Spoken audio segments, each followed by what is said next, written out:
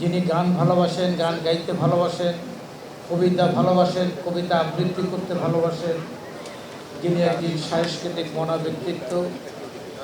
ওনার বিশ্ববিদ্যালয় জীবনের সাথী এই মডার্ন ক্লাবের প্রাণ জনাব মনিরুল হক চৌধুরী ওনাকে সভ্য সাথী হিসাবে আখ্যায়িত করেছেন।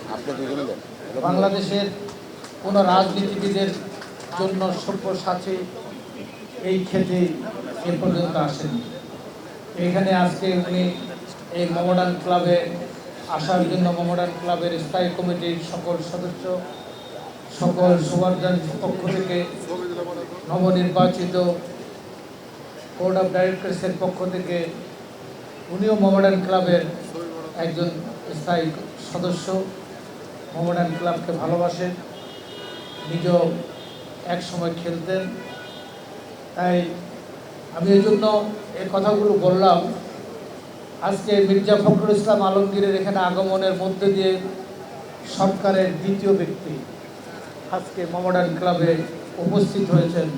আমরা আশা করব এখান থেকে মডার্ন ক্লাবের নতুন যাত্রা শুরু হবে।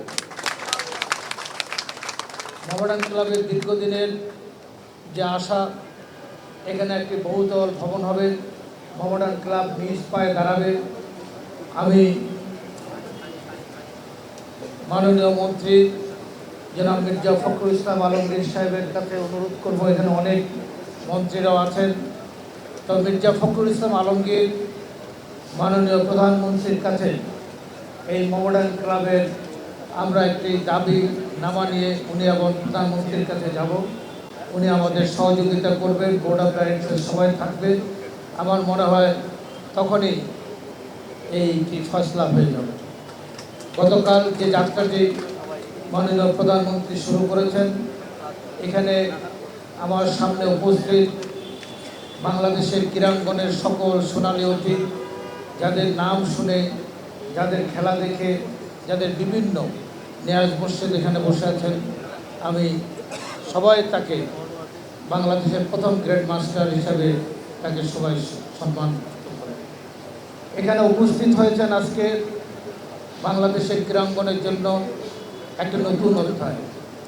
বাংলাদেশের 2-3টা শিল্প গ্রুপের মধ্যে একটি অন্যতম কর্ণধার জনাব অঞ্জন চৌধুরী পিন্টু, যিনি মডার্ন ক্লাব আবাহনী ক্লাবের ডাইরেক্টর, আজকে এখানে এসেছেন, শুভেচ্ছা বক্তব্য রেখেছেন।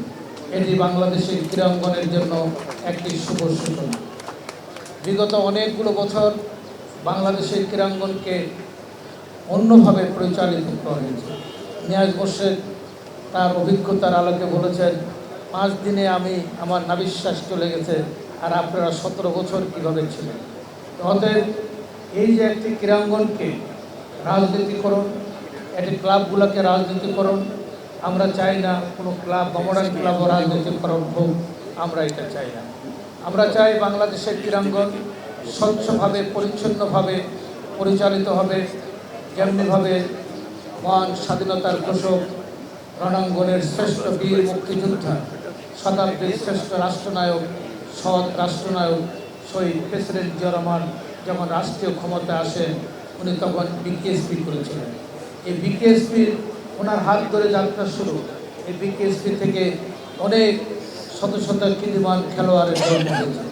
উনি বাংলাদেশে ক্ষমতায় এসে সাংস্কৃতিক অঙ্গনে নতুন করে করেছেন। বাংলাদেশে এরপরে এত প্রতিভাবান শিল্পীদের জন্ম আর কোনো হয় নাই।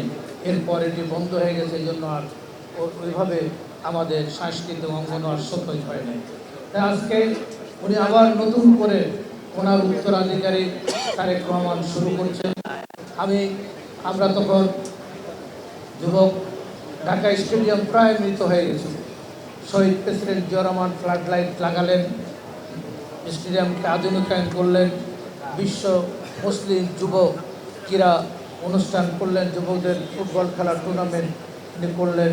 এতে আবার ক্রীড়াঙ্গন সজীব হচ্ছে। উনি অনেকভাবে বাংলাদেশের ক্রীড়াঙ্গনকে সাহায্য সহযোগিতা করেছিলেন। তাই আমরা ওনাকে শ্রদ্ধার সাথে স্মরণ করি।